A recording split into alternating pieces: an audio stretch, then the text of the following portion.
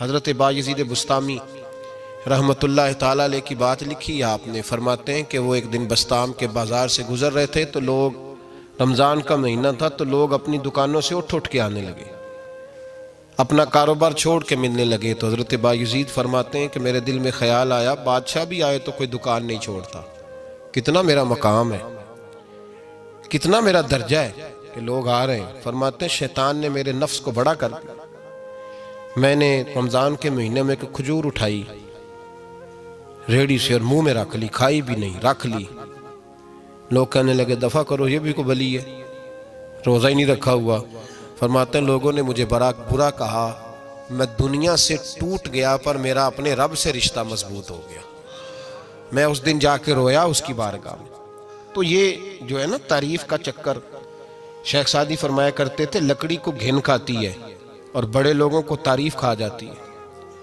बड़े लोग जो थे ना पुराने बादशाह, उन्होंने कसीदे पढ़ने के लिए शायर रखे हुए थे। चौधरी, सरदार, रईस, सेठ, इन लोगों को कौन सी चीज़ खराब करती है? वो लोग आगे गुजर जाते हैं जो इनको चौधरी कह के सलूट करते हैं, चौधरी साहब पीछे रह जाते हैं। वो तो बना के चला गया, इसे काम निकाल के चला गया। तो कभी भी जिंदगी में तारीफ की ख्वाहिश पैदा न करें। और सूफी तो तारीफ कराता ही नहीं, दरवेश तो तारीफ कराता ही नहीं। वो कहता है मुझे बंदों की तारीफ से क्या गरज, मैंने तो वो वाली तारीफ करनी है जो मेरा रब मेरी करेगा। आखिरत की तरफ तवज्जो, तो तारीफ पर गौर ना करें, तारीफ की ख्वाहिश ना करें। लेकिन एक बात जरूर दिल में पैदा करें, ये जरूर सोचें कि अच्छे बंदे और मुखलिस लोग, शरीफ लोग आपके बारे में राय क्या रखते हैं, ये जहन जरूर बनाएं। मुखलिस जो आपसे मुखलिस है, मुखलिस लोग, अच्छे लोग, शरीफ लोग आपके बारे में क्या राय रखते हैं, उस राय का ख्याल रखना भी दीन का हिस्सा है। हजरत उमर फारूक रदी अल्लाह ताला अन्हु फरमाते, मैं खड़ा था, ये बुखारी शरीफ में हदीस है, फरमाते मैं खड़ा था नबी पाक सल्लल्लाहु अलैहि वसल्लम की बारगाह में, तो एक जनाजा गुजरा। जनाजा जो उठाने वाले थे ना, वो कह रहे थे कि ये बड़ा ही अच्छा इंसान था, इसने गरीबों की खिदमत की, दीन की नौकरी की, लोगों से प्यार किया, माँ बाप, बहन भाई, रिश्तेदार, हर एक के लिए इसका रवैया अच्छा था। फरमाते हैं नबी पाक सल्लल्लाहु अलैहि वसल्लम ने जनाजा उठाने वालों की बात सुन के फरमाया वाजबत, इस पर वाजिब हो गई। हजरत फारूक आजम रदी अल्लाह ताला अन्हु फरमाते हैं थोड़ी देर के बाद एक और जनाजा गुजरा, तो जनाजा उठाने वाले कह रहे थे बड़ा शरीर आदमी था, जुबान का बुरा, धोखेबाज, फराडिया, बेईमान, माल खाने वाला लोगों का, लोग ये बातें कर रहे थे। तो नबी पाक सल्लल्लाहु अलैहि वसल्लम ने फरमाया वाजबत, इस पर भी वाजिब हो गई। हजरत उमर कहते हैं जनाजे गुजर गए दोनों, मैंने अर्ज की या रसूल अल्लाह सल्लल्लाहु अलैहि वसल्लम, जिसको लोग अच्छे जुमलों से याद कर रहे थे उस पर भी वाजिब हो गई, और जिसको लोग बुरे जुमलों से याद कर रहे थे उस पर भी वाजिब हो गई। तो महबूब ने वहां लफ्ज इरशाद, ये बुखारी के लफ्ज है, फरमाया अंतुम शुहदाउल्लाह फिल अर्द, फरमाया उमर तुम लोग जमीन पर मेरे अल्लाह के गवाह हो। तुम लोग, चूंकि इशारा हजरत उमर की तरफ है तो उससे मुराद नेक लोग, इससे मुराद परहेजगार लोग, अच्छे लोग। अंतुम शुहदाउल्लाह फिल अर्द, तुम लोग जमीन पर अल्लाह के गवाह हो। फरमाया जिसको जनाजा उठाने वाले लोगों ने कहा कि यह बंदा अच्छा था, तो मैंने कहा वाजबत, इस पर जन्नत वाजिब हो गई। और जिसको जनाजा उठाने वाले लोगों ने कहा शरीर था, बुरा था, नालायक था, तकलीफ देता था, चूंकि तुम जमीन पर अल्लाह के गवाह हो, तो मैंने कहा वाजबत, इस पर जहन्नम वाजिब हो गई। अपने मुखलिसीन के बारे में जरूर ये ख्याल करें कि उनकी आपके बारे में राय क्या है। राय, अच्छे लोगों की राय, हमेशा मुखलिसीन की राय। एक दरवेश ने एक अजीब बात लिखी है, हमारे यहाँ कहा जाता है ना जुबान खल्क को नकारा खुदा समझो, उससे मुराद हर आदमी की राय नहीं होती। बहुत सारे लोग तो असद में आके भी बातें करते हैं, उनकी राय यहाँ मकसूद नहीं, मुखलिसीन की, खैर वाले लोगों की। अच्छे कुछ लोग तो ऐसे होते हैं जिनकी किसी के बारे में भी राय ठीक नहीं होती, वो जब भी बात करते हैं या हसद की बुनियाद पे करते हैं या बुग़्ज़ और कीने की, उनकी बात नहीं। लेकिन बाकी जो खैर वाले लोग, मुस्बत जो तबका है, जो अच्छी सोच का हामिल, वो हमें पता होता है कौन सा बंदा किस तरह का। एक दरवेश कहते हैं कि एक दफा तूफान आ गया हमारी बस्ती में, तेज तूफान। तो एक आदमी बहुत बड़े दरख्त के नीचे खड़ा था, तो एक शख्स ने उसको कहा, भाई तूफान बड़ा सख्त आने वाला है, पता नहीं क्या बनेगा, घर चला जा। उसने कहा, मेरा अल्लाह मुझे बचा लेगा। एक और बंदा दूर से दौड़ा आया, उसने कहा, भाई तू शायद ख्याल नहीं कर पा रहा, तूफान आने वाला है, बड़ा सख्त, बड़ा तेज तूफान आने वाला है। हाँ, तेज तूफान आएगा, घर चला जा, बच जाएगा। उसने कहा, मेरा अल्लाह बचाएगा।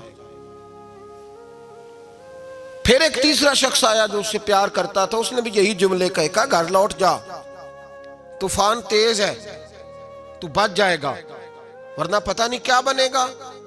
3 लोगों ने पैगाम दिया। उसने तीसरे को भी कहा, मेरा अल्लाह मुझे बचाएगा। अब वो लोग तो चले गए, अचानक तूफान तेज आया, दरख्त का एक बहुत बड़ा हिस्सा टूटा, मोटी लकड़ी टूटी, उसके सर पे लगी, बंदा इंतकाल कर गया। लोग बहस करने लगे कि उसका तो यकीन ही बड़ा कामिल था, उसने तो 3 दफा कहा था मेरा अल्लाह मुझे बचाएगा, फिर मर कैसे गया। तो वो दरवेश उठे, वो कहने लगे, वो जो 3 पैगाम उसे मिले थे ना, घर चले जा, वो रब की तरफ से मिले थे।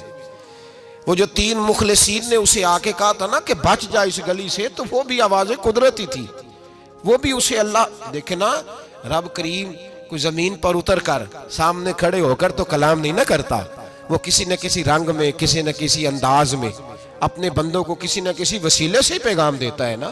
तो वो 3 पैगाम जो आए थे, तो उसे उसने क्यों नहीं नकारा है, खुदा समझा, वो घर क्यों नहीं गया। जब तेरा मुखलस तुझे रोज पैगाम देता है कि तू बच जा इस गली से, तो अगर नहीं ना बचता तो फिर तू आवाज़े कुदरत पर लब्बैक नहीं कह रहा। अगर तेरा बड़ा प्यारा तुझे रोज समझाता है ना कि ये गली छोड़ दे, ये तेरे वाली नहीं, और तू फिर भी उसी गली से गुजरता है, तो फिर तू कुछ ऐसी बातों को कुचल रहा है जो तेरा बड़ा नुकसान करेगा। भाई, मुखलिसीन जब बात करें तो उनकी बात का ख्याल रख, गौर किया कर। तेरे मुखलिस तेरे बारे में हजरत अब्दुल्ला इब्ने उमर, हजरत उमर के बेटे थे, हजरत अफसा नबी पाक सल्लल्लाहु अलैहि वसल्लम की ज़ौजा है, हजरत उमर की बेटी हैं। एक दिन हजरत अब्दुल्ला इब्ने उमर कहने लगे, हफ्सा, नबी पाक सल्लल्लाहु अलैहि वसल्लम से पूछना उनकी मेरे बारे में क्या राय है। अच्छे लोगों का ख्याल कर। देखे ना, हजरत अबू बकर ने भी एक दिन हजरत बिलाल से कहा था, हुजूर से पूछ के बताना। और यार, तुम कभी ख्याल ही नहीं करता इस बात का। फरमाया, पूछ के बताना अबू बकर के बारे में उनकी राय क्या है, पूछ के बताना, पता तो चले, उनसे बात करना। हमने कभी सोचा है हमारी अम्मा हमारे बारे में क्या सोचती है? कितने बदनसीब है वो बेटा जिसके माँ बाप उससे बात करते हुए डरते हैं कि पता नहीं कहां से बोलेगा। कभी हमने सोचा है कि हमारे असातिज़ा और मशाइख का हमारे बारे में रवैया किस तरह का है? हर उस्ताद को खड़ा करके कभी कहा नहीं जा सकता कि जा मेरा बेटा मेरे लिए फलां चीज लेके आ।